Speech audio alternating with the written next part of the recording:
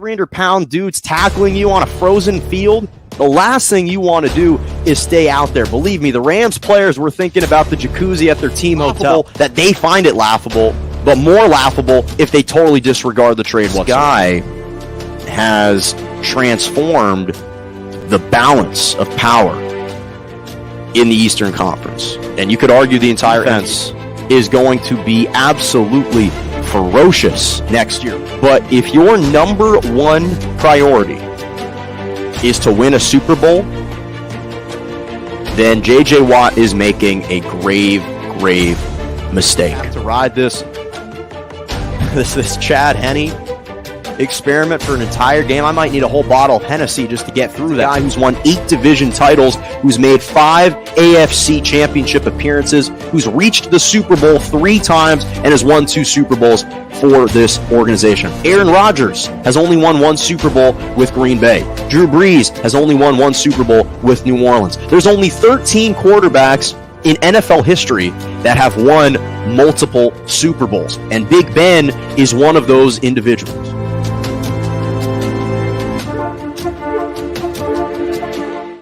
Good morning and welcome to Morning Joe right here on J&J Media Network, Facebook Live, Twitter, and on YouTube. I'm Jonah Malkin with you every single Monday and Wednesday morning, 11 a.m. to 12 p.m. Eastern Standard Time, 10 to 11 Central, and 8 to 9 a.m. Pacific. Man, is it good to be back. I took a couple-week hiatus. I was in New York for the U.S. Open, which I'm going to touch on. A fantastic finish to what was an incredible stretch of tennis for 2 weeks, and then it just feels great to be back. Appreciate all the support on social media. Yes, Morning Joe is back, and we get things started off in no better way than the NFL season. Just a great kind of sign of fall every time the NFL season starts, and that's where we have to begin.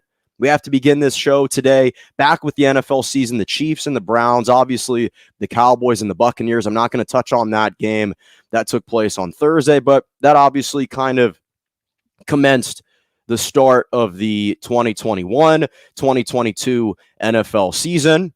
The 2 teams that were featured, the Super Bowl champs and the biggest brand in American sports, and the Cowboys and maybe one of the largest brands in worldwide sports. That got things started off Thursday. And so, of course, the marquee matchup next would feature the runner-up in the Super Bowl, the Kansas City Chiefs, against arguably the team that, viewed by many in the Cleveland Browns, might be the most talented team from top to bottom when you look at the roster. Them and the Tampa Bay Buccaneers might have the most complete rosters in the NFL. And obviously we know that the Cleveland Browns were kind of the heartwarming team, the heartwarming story of the NFL last year. This was a team that hadn't reached the postseason since 2002. They won a playoff game for the first time in their franchise's history, just the 3rd time that they had even reached the postseason in their franchise's history. And how did they come out? Well, they came out the same way that they kind of burst onto the scene last year, which is they established the run. That was kind of their identity. That was the thing that kind of transformed the Cleveland Browns from a couple seasons ago to where they ultimately were, was their ability to establish the run, maintain that level of physicality that was needed. Nick Chubb was fantastic on the ground, 15 carries, 83 yards, 2 touchdowns, 5.5 yards per carry. That's what makes the Cleveland Browns who they are. That's what has been their main kind of form of identity since they burst onto the scene last year.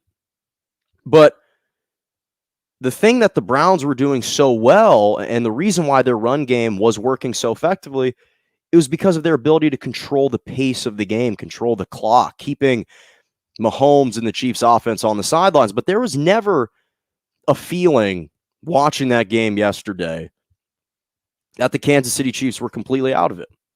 And this is a sentiment that I've echoed numerous times watching the Chiefs, is you just don't get the sense that they're out of a game, even when they're trailing by 12 at home, 12 at halftime. You just never get the sense that they are, because their offense is so explosive that it actually can kind of intimidate opponents. And that's pretty much what happened, because you have all these methodical, strategic, calculated drives being executed perfectly by the Browns. They're eating up 7 minutes, 14 plays, 75-yard drives, resulting in a touchdown. And then it's 29-20. Looks like the Browns have some sense of control of this game. And one play, 75-yard touchdown pass from Mahomes to Tyreek Hill. And all of a sudden you look up and it's back to a 2-point game. And then that's kind of when the avalanche began to ensue and the deluge happened, is because now you've got the Browns saying to themselves, well, it just took us 7 minutes to go the length of the field, and they struck on one play. That was the turning point in the game, because that was psychologically when the advantage shifted from the road team completely to the home team. It was after that where you have the botched punt, where I'm surprised that their punter didn't even get it off. He still had time. Even when he mishandled the snap, he could have at least kicked it up, and instead he tried to pretend to be a runner. I don't really know what he was thinking there. Chiefs obviously scored. Mahomes found Kelsey. The ensuing possession for the Browns was when Baker Mayfield, who actually had been playing really well up until that point, had a really great game, threw that third down pass perfectly into the hands of his wide receiver Schwartz, who dropped it. Chiefs score touchdown. And then you have the final possession, the potential game-winning drive for Baker Mayfield. And he makes an ill-advised throw because he's pressured and he's tripped from behind, cut down underneath. I don't know if he was trying to throw it away. Probably should have just taken a sack. And that's when he throws the interception to Mike Hughes, who was actually acquired by the Chiefs in the offseason from the Minnesota Vikings. And so it was that initial play, though, at 29-20 that changed the course of the game. That's what changed the course of the game. And one of the things that the Chiefs have always been known for, has been their staple, has been how explosive they are on offense. That's kind of been their MO for several years. That's what's made them who they are. That's what's made Patrick Mahomes the ultimate wild card, is because you know that within any given play, he can strike gold. And this is a guy in Patrick Mahomes now who in the month of September has 35 touchdowns, 0 interceptions, and is 11-0. The guy, simply as a starter, has not lost in the month of September. He comes out clicking on all cylinders. He comes out locked in every single season. And what it comes down to is you can have everything right. You can feel like your team is more complete from top to bottom, just like the Browns probably feel like they've got the better roster.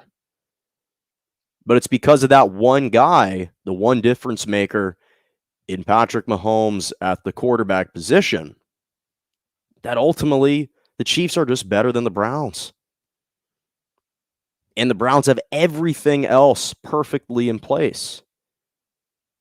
Perfect harmony, great defense, best offensive line, tremendous running game, elite wide receivers. And even though Baker Mayfield is a good quarterback, he is a good quarterback, he's not on the level of Patrick Mahomes. And while most teams aren't, that's the difference. And that's why ultimately the Chiefs are better than the Browns. And it showed yesterday, because they managed to pull it through. And this is precisely why I believe that in retrospect, it might have been the best thing in the world that the Kansas City Chiefs ultimately lost that Super Bowl. Because the reality is, what it did was it restored that chip on their shoulder. Because one of the hardest things to do in the NFL is to manufacture motivation, hunger, desire. It's so much harder to convince a team and to convince players that have won a Super Bowl, that have reached the mountaintop, hey, we want you to be more fired up and more motivated to enter a new NFL season as opposed to the guys that lost in the Super Bowl. It's harder to fabricate that. It's harder to manufacture more attention to detail, more hunger and desire to win if you're on the winning end, if you're the victor. Which is why in NFL history, we've only seen 7 teams repeat as Super Bowl champs. The New England Patriots are the most recent example in 2004 and 2005. But that's why this was so critical, I think, for the Chiefs to actually, in hindsight, lose the Super Bowl, is because it restored that desire. It restored that chip on their shoulder that, hey, we got exposed in the Super Bowl. Our offensive line was ravaged by injuries, and the Chiefs were narrowly beating teams last year, relying simply on the heroics of Patrick Mahomes. And while a lot of that can be said for yesterday, the number one target is the Tampa Bay Bucs now. It's not the Chiefs. And so I think that in a lot of ways, now when you look at the Kansas City Chiefs, you're saying here's a team that seems locked in, that seems dialed in, and they're not going to necessarily rest on their laurels like they may have had or they may have done last season. Even though last season, it still carried them a long way. They went all the way to the Super Bowl.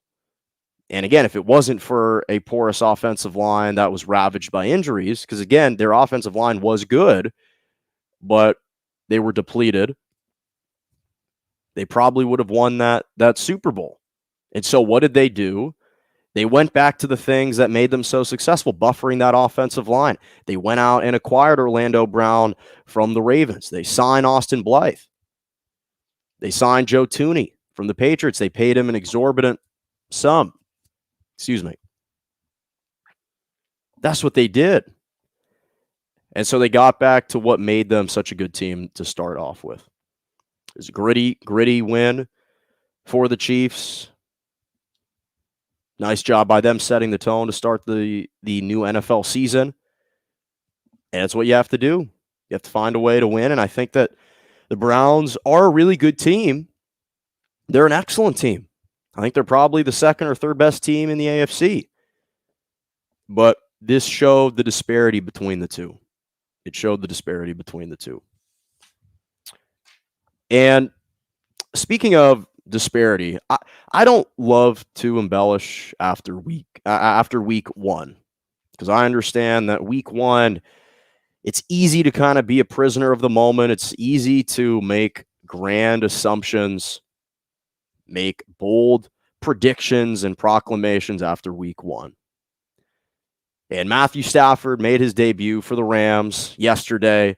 Highly anticipated debut. SoFi Stadium was finally filled with fans. It's an absolutely beautiful stadium. In fact, I actually saw SoFi Stadium from a bird's eye view flying in from New York last week. It's a gorgeous stadium. It's Sunday Night Football. The whole world is watching. And again, I don't want to make a bold proclamation after week one with the Rams kind of romping the Bears 34-14 on Sunday Night Football. I don't want to make a big proclamation and say definitively that Matthew Stafford is head and shoulders better than Jared Goff or is definitively going to attain more success in LA than Jared Goff, that he's a massive upgrade, because the reality is Jared Goff did lead the Rams to a Super Bowl. So I am not going to make those bold proclamations after week one. But did you see the first game? Matthew Stafford absolutely lit up the Bears on 2 plays. And it's the 2 important plays to highlight when you're thinking about Matthew Stafford, when you're thinking about the Rams, and why Sean McVay was so eager and enthralled when he acquired Matthew Stafford. Literally the first play for the Rams highlights why they traded for Matthew Stafford. The very first play on offense, 67-yard bomb to Van Jefferson from Matthew Stafford. They didn't even try to run it first. They said, the hell with that. We're going to exploit this guy's new arm.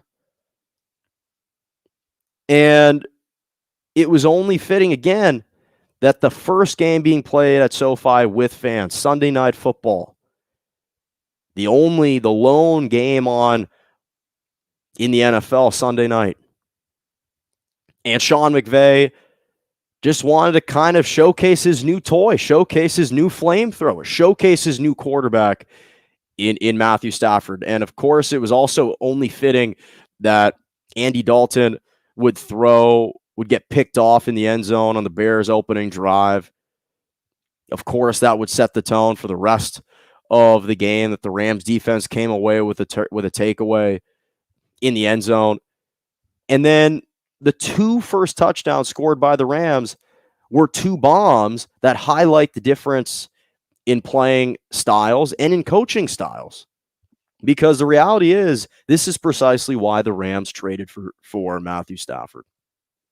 In fact, there was an interesting website that came out with a stat called Brick Wall Blitz Stats, which basically broke down all 32 of the starting quarterbacks in the NFL from last season and analyzed which quarterbacks were the best at throwing the deep ball last year.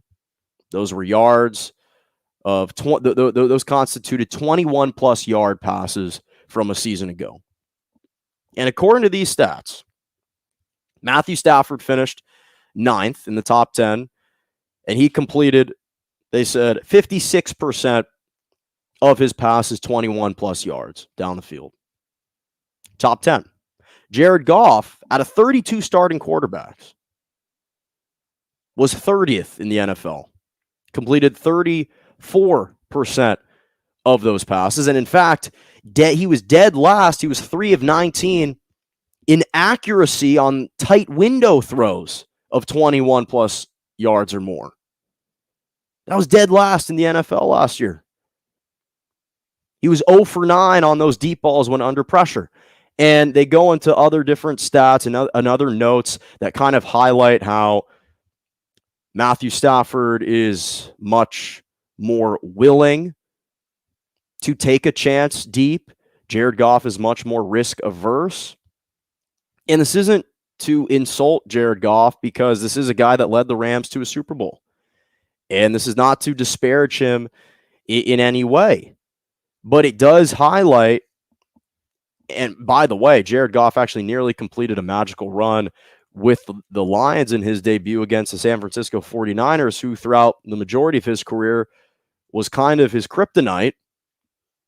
But it does highlight the difference between the two quarterbacks and the play calling that it opens up, because that was the difference, is it allows for more big play opportunities for Sean McVay.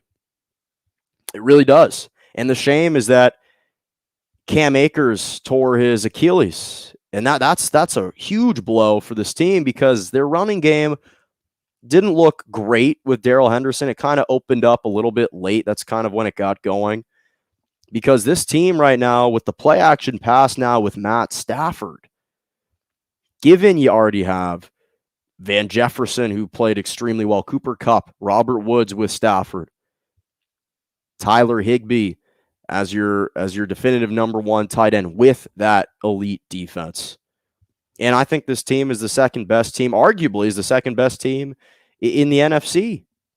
I don't think it's too far-fetched to make that type of claim at all. And so that's kind of the takeaway from the Rams' perspective. That was the big takeaway for me. But for the Bears, this was the last game that Andy Dalton's going to start for them. I said this before. I'll say it again. Justin Fields should be the starting quarterback for the Chicago Bears. And again, this is also not meant to be a jab or to take a slight at Andy Dalton, because it's not his fault that their offensive line isn't good and they weren't able to hold up particularly well. That's not his fault. And he's a good guy. I like Andy Dalton. But the reality is, you saw the impact that Justin Fields made in 2 plays. How much more dynamic he is, and how much more dynamic this offense is with him. You can open up the entire playbook for Matt Nagy, who's a really creative head coach, especially an offensively minded head coach. The 2 plays, one completed pass, again, just 9 yards. Then he rushed in a touchdown. 2 plays, 2 impactful plays. One was for a first down, that pass. So while I disagreed with the decision to start Andy Dalton in week 1, I thought they should have started Justin Fields, but I understand the rationale given you're playing against Aaron Donald and Jalen Ramsey and this ferocious Rams defense that was the number 1 rated defense in the NFL last year. You want to give him an opportunity to take a look at a defense, not get absolutely crushed, not get absolutely swallowed up by those defensive ends and those defensive tackles. Fine. You don't want to start him. You don't want to feed him to the Wolves. Fine. Understandably, and it's understandable for week 1. Well, week 2 is against the Cincinnati Bengals. Much less daunting, much less intimidating type of opponent to face, despite their impressive win over the Vikings in overtime. So if you didn't want to start him in week 1, well, now you have the opportunity to start him in week 2 against the Cincinnati Bengals. Because again, Fields showed even in those 2 plays how drastically better he is than Andy Dalton. That's the big takeaway. So I'm not going to touch too much on this, but I do think it's interesting how in the NFL there was one other game that I wanted to really feature today, and that was the Steelers' upset win or alleged kind of claimed upset win over the Buffalo Bills at Orchard Park yesterday. And these were kind of 2 of the more discussed teams and heavily discussed teams in the offseason. They weren't the most discussed teams. You could argue the Packers and the Cowboys and the 49ers and all, there are a bunch of other teams that were more discussed, but the Steelers and the Bills had interesting and very different trajectories coming into this season. On the one hand, for the Steelers, Big Ben is washed. He's too old. He's deciding to try and become a more healthy player. He's trying to get into better shape a little too late in his career. We've kind of just dismissed the Pittsburgh Steelers altogether. And on the flip side, everyone was absolutely infatuated and enamored with Josh Allen, claiming he's going to be the league MVP this upcoming year. The Bills have an extremely bright future. This might be the year that they take the leap, so on and so forth. And again, everyone in the media was starting to build up these narratives across both sides. And I'm not going to say that I boldly claimed or had the conviction to say that the Pittsburgh Steelers are going to win the Super Bowl. Can't say that. I never said that. I'm not going to try to claim that I made that type of statement. But this wasn't shocking to me at all. In fact, I always kind of liked the Pittsburgh Steelers and never thought for 1 second that their 11-0 start last year was a mirage or that it was a fluke, which, by the way, a fluke is one of the most common fish in the sea. Because when you look at this Pittsburgh Steelers team, what defined them last year was their toughness, was their defense. This was a team that, again, their backbone was on the defensive side of the ball. So they were extremely physical. They were defensive-minded, defensive-oriented, well-coached football team last year that got off to an 11-0 start because, quite frankly, they possessed a level of physicality that the rest of the NFL didn't match until about week 12. That was why they got off to the start that they did. So their 11-0 start last year wasn't a mirage, wasn't a big hoax. This was a team that came out with a greater desire to win than other teams for the majority of the season last year.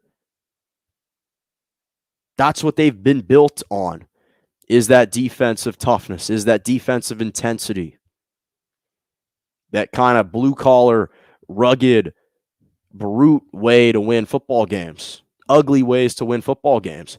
And when you look at this defensive team and the lineup that they feature, TJ Watt, a Wisconsin guy, is emerging as one of the best linebackers in the NFL. I don't think it's inarguable. You can't argue that he's not one of the top linebackers in the NFL, given the fact that not only did he become the highest paid linebacker just a week ago, but you look at this guy's stats since he joined the NFL in 2017. This is just his 5th year. His rookie year, he recorded 7 sacks. Year 2, he had 13. Year 3, he had 14 and a half sacks, which was top 5 in the NFL. Last year, he led the NFL with 15 sacks, and already in the first game of the season against the Buffalo Bills, he has 2 sacks.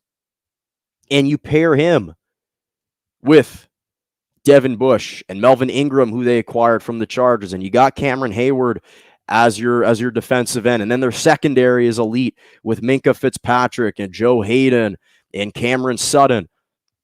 This is a really good ball club on the defensive side, and even on the offensive side, you've got Deontay Johnson, who made an incredible touchdown catch from Big Ben, able to haul it in the corner.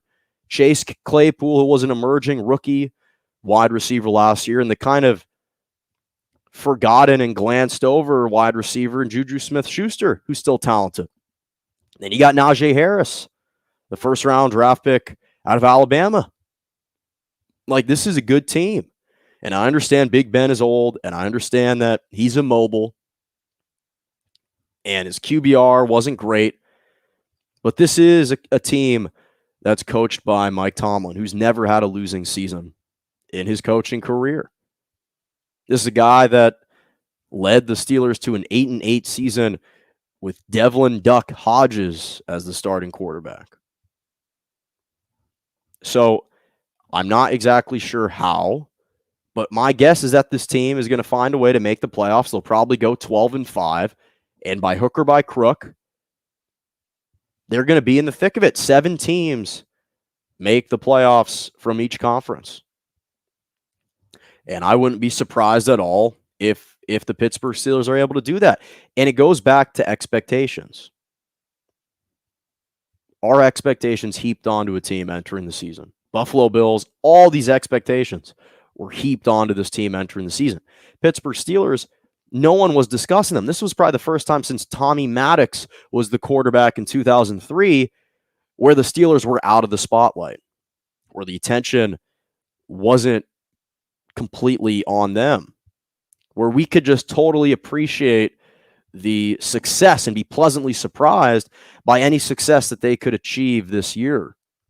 That's the first time in nearly 2 decades that we can say that about the Pittsburgh Steelers, because since Ben Roethlisberger has been the quarterback, because of the success that he's had, there have been expectations that have come with it to reach the Super Bowl, to win a Super Bowl, to reach the AFC Championship game. Entering this game against the Buffalo Bills, no one said a word about the Pittsburgh Steelers. They were overlooked completely. And I never really fully bought into the Buffalo Bills. I said this last year. It's nothing personal against Josh Allen or against the Bills or Bills Mafia. I'm happy for Buffalo, New York. I think it's a great fan base that is a rabid fan base, and I think that that's fantastic to have that kind of almost cult-like following with Bills Mafia. It's great. I got nothing against them, but even when they went 13-3 last year, I never fully was sold that this was the future of the AFC. I thought that the Indianapolis Colts last year, even with a 39-year-old Phillip Rivers, was a better team. I thought that I thought that they should have beaten, by the way, the Colts I thought should have beaten the Bills in the wild card game. I thought that the Ravens with Lamar Jackson had a good opportunity to beat the Bills in the divisional round. I thought that their roster was better than the Bills' roster. They didn't play better that particular night, but their roster, I thought, on paper was better. And so I just never fully bought in to the Josh Allen mania. Not that he's not a great quarterback, because he is, but more that the Buffalo Bills were going to surpass the Chiefs in any way. In fact, I would argue that the Buffalo Bills aren't even a top 3 team in the AFC. I'd put the Chiefs ahead of them. I'd have the Browns. I'd have the Colts ahead of them. I didn't expect to put the Pittsburgh Steelers above the Bills. Maybe I don't, but they just beat them. So I'd be remiss not to at least give credit to the Steelers and say that they're better than the Buffalo Bills. And I think that the Ravens have an equally star-studded team on paper. The Chargers are coming. So I just don't even know if they're a top 3 team in the AFC if you're the Buffalo Bills. So for those of you kind of being really surprised by this outcome, I would just encourage you to kind of not be, quite frankly. Don't be that surprised, because it's not going to shock me at all if this is a team that goes 12-5 and makes the postseason. Why? I don't know. I don't know exactly why, outside of the reasons that I laid out, but they just seem to be a team that can find a way under Mike Tomlin to get the job done. And yes, they have the hardest strength of schedule entering this year. And I still can't explain it, but they're probably going to go 12-5 and make the postseason.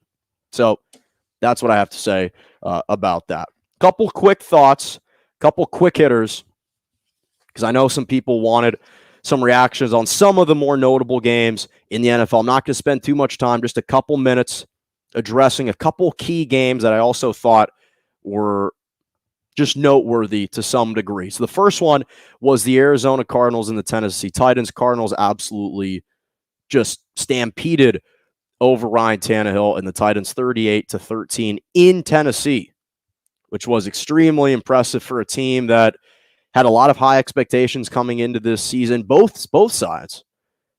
And personally, let me first just say that I never really thought that the Tennessee Titans were the best team in the AFC South. I always thought that they were a good team, and I respect the hell out of Derrick Henry. I love A.J. Brown, Julio Jones, nice acquisition. But I always thought they were a really good team. I thought the Colts were a better team. Kyler Murray had a career day. Accounted for 5 touchdowns, 4 touchdowns in the air, 1 touchdown rushing. I thought they had great offseason acquisitions with J.J. Watt, re-signing Budda Baker, keeping him. I thought was extremely important. A.J. Green they brought in as well. I really liked all the moves. Kyler Murray, I had a feeling, was going to take a big step, and it looks like he has. The healthier he is, as we saw last year in the beginning of the season, they got off to that great start. Last year, I think they were 5-2 in their first 7 games. So I was very impressed with the Arizona Cardinals. The Arizona Cardinals, to me, would be an 11 or 12 win team if they just didn't play in the toughest division in football, the NFC West. The unfortunate reality for them is they have to play twice against the Seahawks, against the Rams, against the 49ers. That's 6 of the 17 games in your schedule that they could easily lose all of them. I'm not expecting that to happen, but I could easily see them going 2-4. So if they were in a division like the NFC East, they're probably an 11-12 win team. And they came out playing like it. I think it's a great first start for them and a very impressive win. Second game, New Orleans Saints absolutely just embarrassing and humiliating the Green Bay Packers. Now, for all those Green Bay Packers fans that are freaking out right now, I got plenty of friends that are from Wisconsin. I'm sure they were on an all-time high, given the Bucks just won the NBA Finals, and now you get Aaron Rodgers back, and he puts up a stinker. Don't freak out. I'm not going to overreact from the Packers side that Aaron Rodgers played poorly. I'm willing to give him the benefit of the doubt. I'm going to look over kind of the nonchalant and the kind of laissez-faire attitude that he had in the post-game conference, because the reality is it is just one game. Would I prefer him not kind of approach the post-game conference with that attitude? Would I prefer that he be a little bit more heated and visibly frustrated and upset? Sure. And given all the drama that engulfed this team, specifically with him, is it a great look that the first game after you threaten to retire, all this stuff, you put up a stinker? It's not the best look. I'm not going to overreact. On the flip side, for the New Orleans Saints, outstanding game for them for several reasons. Their defense was phenomenal, and Jameis Winston didn't turn the ball over. 5 touchdown passes, and he didn't even have to throw the ball that much. Very impressive win for them. And finally, the Colts and the Seahawks. To me, I think that said more about the Seattle Seahawks than the Indianapolis Colts. This is kind of now becoming a repeated occurrence for the Seattle Seahawks. Russell Wilson always looks like a league MVP in the opening game of the season in the first half of the season, 18 to 23, 254 yards, 4 touchdowns. He was absolutely sensational. Seahawks always seem to get off to these good starts every NFL season. And so I think it says more about them than the Colts. The biggest impediment to the Colts has always been, do they have the right quarterback? I will concede I'm nervous about Carson Wentz. I was nervous about him entering the season, especially after he kind of suffered that foot injury. I'm still nervous about him, but I'm holding out hope that he's going to be able to find a way to lead this team because I am a huge Indianapolis Colts fan. I would love to see them succeed and flourish this year, just like they have for several years. Would have liked to have seen a little bit more out of Carson Wentz, but there still is time for that. There still is time for that. So transitioning to the U.S. Open, and first of all, let me just say, I was, as I'd mentioned before, I took my brief absence. I was in New York for several rounds of the U.S. Open. I'd never been to a Grand Slam before or the U.S. Open, and it was absolutely an incredible experience. I would highly encourage tennis fans and really just sports fans in general to attend at some point in their career. This was one of the best sporting events that I'd ever been to because it's truly like entering a theme park. It's truly like you show up and you're walking into a zoo. You have all these courts that don't require major security or they're not in big stadiums. And you can literally sit right courtside next to the athletes playing and you get to see them up close and personal. And it's absolutely sensational to see the footwork, to see how hard they hit, the consistency, the technique for someone that has been playing tennis and has been following tennis my entire life. An absolutely surreal experience that I would recommend. But now, when it comes to the U.S. Open men's final, and mind you, I got a chance to see all these guys. I saw Djokovic. I saw Medvedev. I saw Berrettini. I saw Tsitsipas. I saw Zverev. I saw, Berrettini, Schwartzman. You name it, Osaka, Ash Barty, all these fantastic players I saw. And I'm going to touch on this in a moment, but Danielle Medvedev, by far, was the best player that I saw at this particular tournament at the U.S. Open. And so yesterday, he upset Novak Djokovic in straight sets to capture his first career Grand Slam title, 6-4, 6-4, 6-4. Obviously denied Djokovic of making history for the moment. Obviously, he prevented him from winning an entire Grand Slam, winning all 4 Grand Slam tournaments in the same calendar year. It's only been done by, the last time we saw it was Rod Laver did it twice, 1962 and 1969. For on the women's side, Steffi Graf was the only one to accomplish it. In 1988 was the most recent example. But he also prevented Novak Djokovic from capturing his 21st Grand Slam, which would surpass Roger Federer and Rafael Nadal. And the thing about Novak Djokovic is, again, the sustained success, right? This is a guy who won the U.S. Open 3 times before, 2011, 2015, 2018, and now he's been the runner-up at the U.S. Open 6 times, along with the 20 Grand Slams he already has. And he was having, obviously, one of the greatest, if not the greatest, individual season in a calendar year ever. He was 27-0 in majors entering this final. His first loss came in a major final right now, again, in the U.S. Open. And the thing that stood out to me, and this is one thing that I never seen from Novak Djokovic, at least not in the last decade, since he's really ascended at about 27 years old, 26, 27, this was the first time, and it was noticeable how gassed and absolutely exasperated Novak Djokovic looked in the third set, which is something that you rarely see from Novak Djokovic, who has always had the best endurance, has always appeared like he had the best physical ability to find ways to gruel out ways to win tennis matches. And yet, watching him in the third set, he looked like he was absolutely laboring. He was absolutely exhausted. He was taxed. And when I think about the type of run, and when I hope that tennis fans understand how absolutely exhaustive it is to win a Grand Slam, let alone to win 20. To win a Grand Slam, you're playing a match every other day. Every other day for about 2 weeks straight. It's absolutely taxing. It's extremely demanding on your body. And the physical toll, let alone the emotional toll, the physical toll is tremendous. And then you add on top of that the emotional toll of having this history hanging over him, having to enter in this tournament, and how every single time he advances around, that pressure that's exerted onto him only exacerbates and is only compounded with every additional round he makes it in the US Open.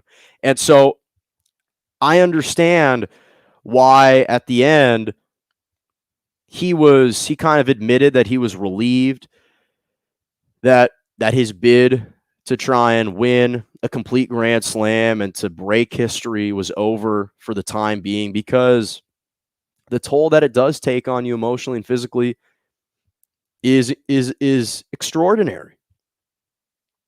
And his first break point, the first break point chance he had, came when he was already down 2-0 and down 5-2. That was the first time in the final that Novak Djokovic had a break point opportunity.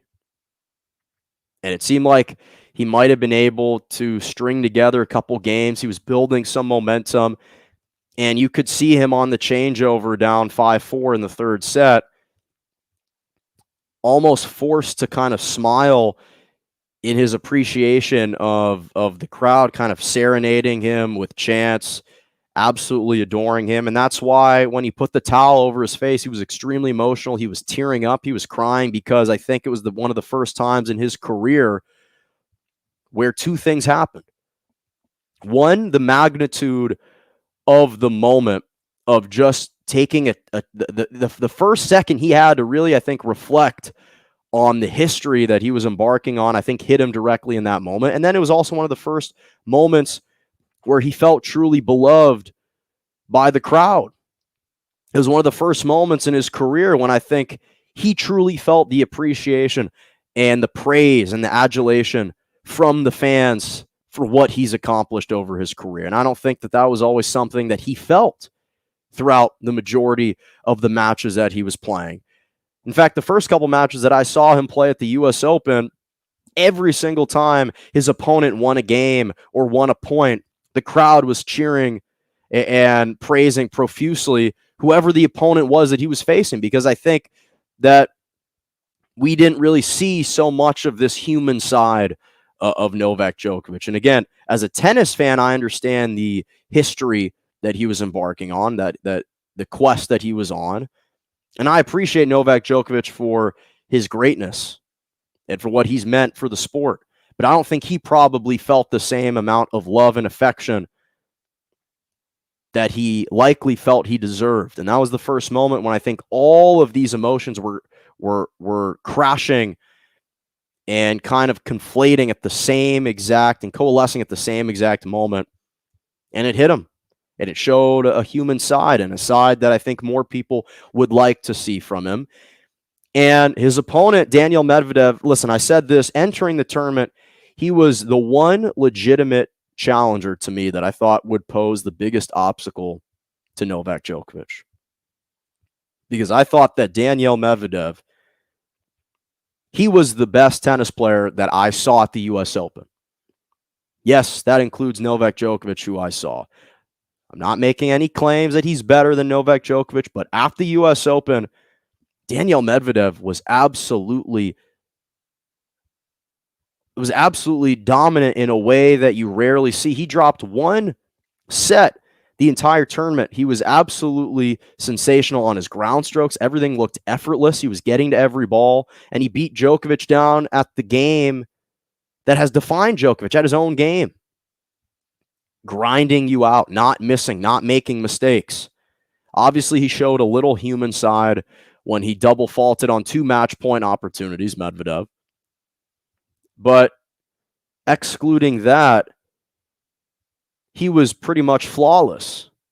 Rarely made mistakes. He was getting to every shot. He was moving Djokovic around the court.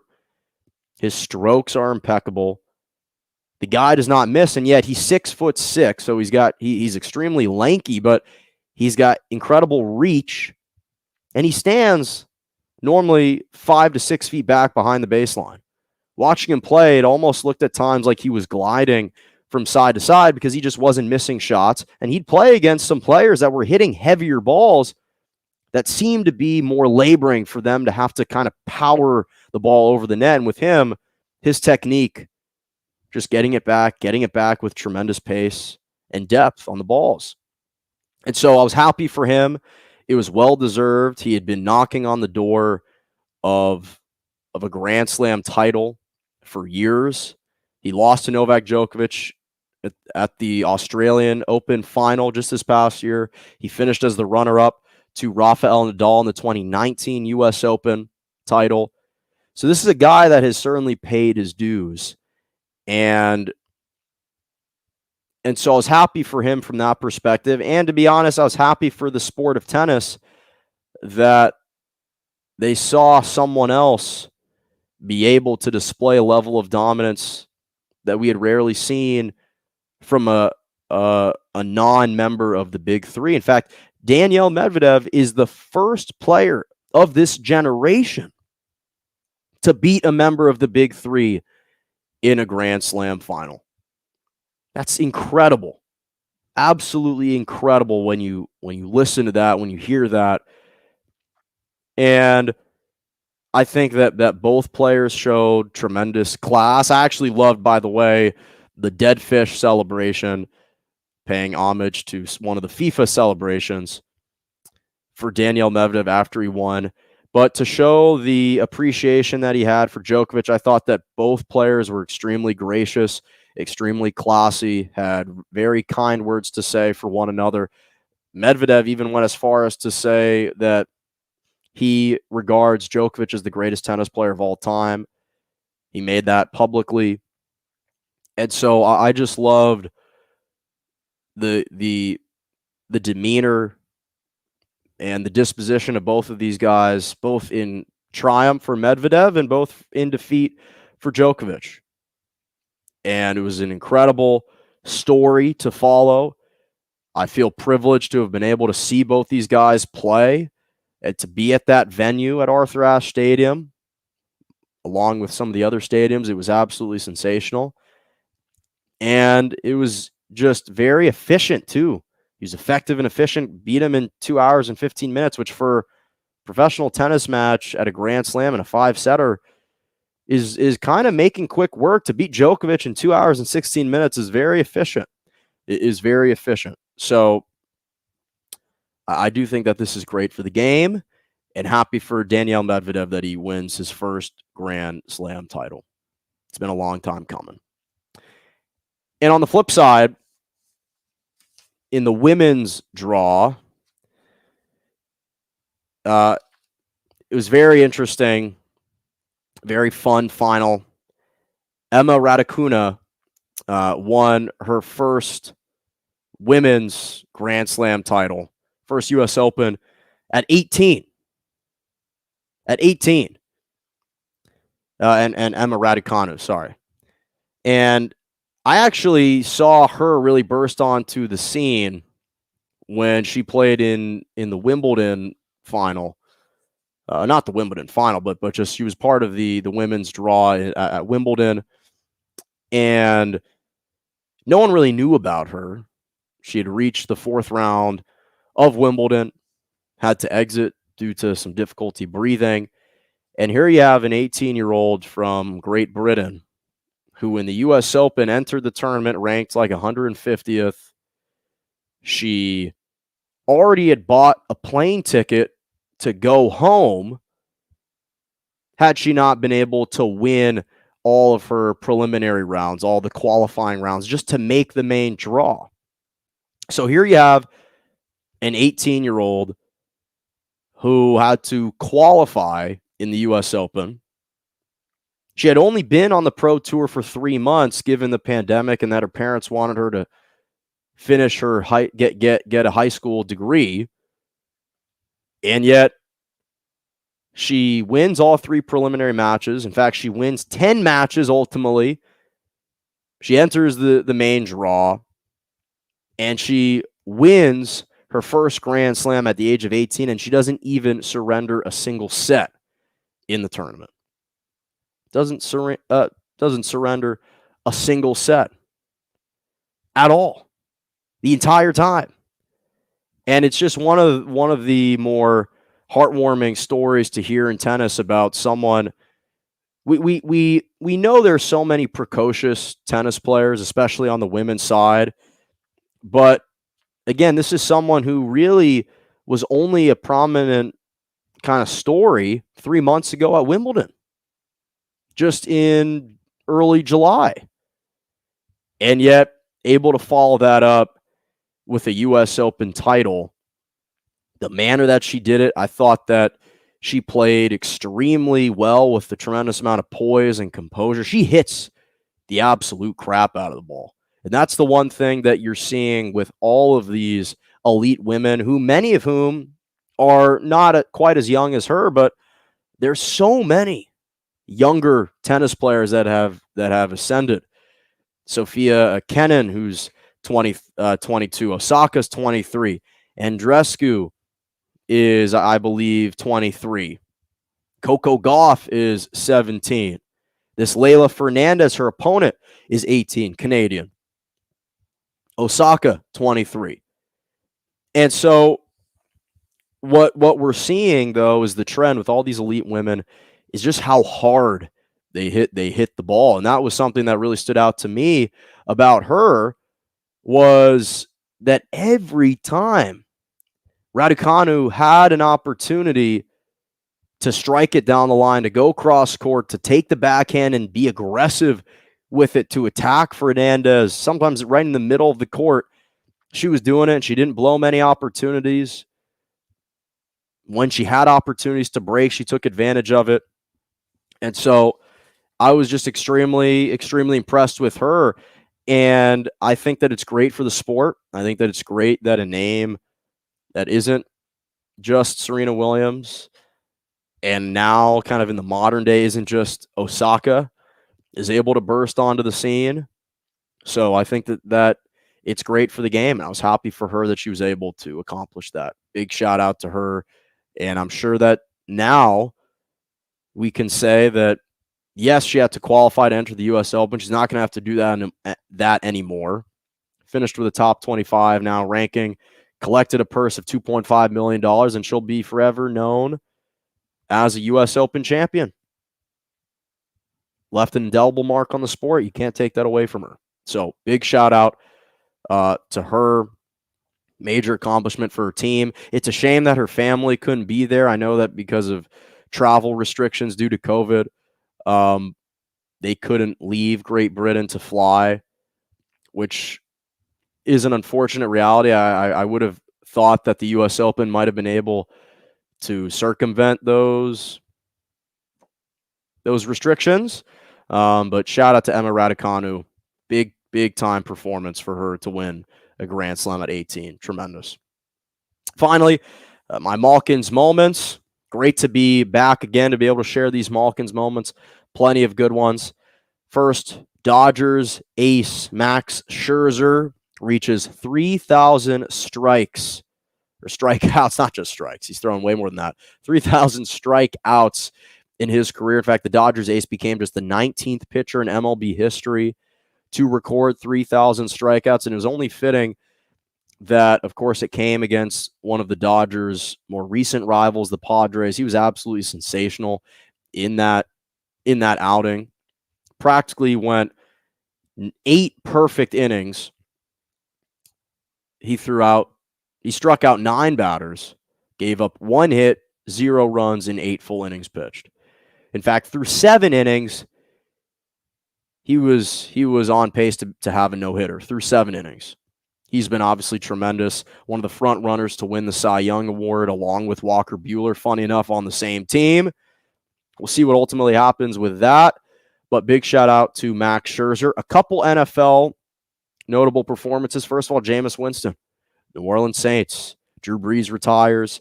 All the speculation about Jameis Winston and his turnover issues and the Taysom Hill battles. And Jameis Winston comes out and he takes care of the football. 5 touchdowns, no interceptions. They rout Green Bay Packers in their kind of quasi home, their temporary home in Jacksonville because of the floods that took place in New Orleans.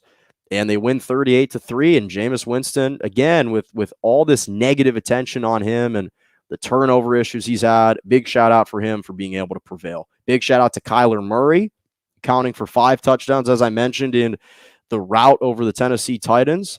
The third-year quarterback out of Oklahoma passed for 4 touchdowns, rushed for a touchdown. The Cardinals look like they're on track to have another great season, and that's in large part because of him and because of the improvements that he's continued to make year in and year out. So big shout out to Kyler Murray. Big shout out to Mo Salah for Liverpool, collecting his 100th English Premier League goal against Leeds United yesterday. Mo Salah has been fantastic for Liverpool. The Egyptian soccer player has just been continuing to break records after season, and he's just been tremendous. And then the 2 big shout-outs for the tennis stars. Danielle Medvedev, congratulations to him for winning his first career Grand Slam at age 25. He's also a young tennis player, but he's been knocking on the door for several years.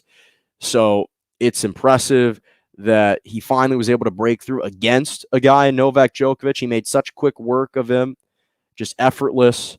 And he had 16 aces, 38 winners in the final. Major shout out to him. Big time performance. And then for Emma Raducanu, major shout out to her for winning her first women's Grand Slam title and a U.S. Open title for 2021. And again, to be just a teenager at 18 years old, having to qualify first just to make it into the draw, and then she managed to do it. She became the first female qualifier to not only reach the Grand Slam final, but to also win the Grand Slam, in this particular case at the U.S. Open. She was the first U.S. Open winner to not surrender a single set throughout her run since Serena Williams did it in 2014. In fact, she became the first British champion since Virginia Wade, which is very impressive for her. And the funny thing is she was actually born in Toronto and then moved to England at the age of 2, but it counts nonetheless. She won 10 straight matches at Flushing Meadows, 3 in the preliminary round, 7 in the main draw. And she's the youngest female Grand Slam champion since Maria Sharapova did it at age 17 at the 2004 Wimbledon final. Not to mention, this was the first major final between 2 teenagers since Serena Williams and Martina Hingis, at age 18 at the 1999 U.S. Open. So a lot of great Malkins moments for you. That's all the time that I got for today. It's so great to be back. So great to finally be picking up Morning Joe again. Make sure to subscribe to my YouTube page, Morning Joe with Jonah Malkin. Follow me on social media at morning_Joe or at Jonah-Malkin. TikTok, JMalk97, Jonah Malkin. And as always, have a lovely rest of your morning.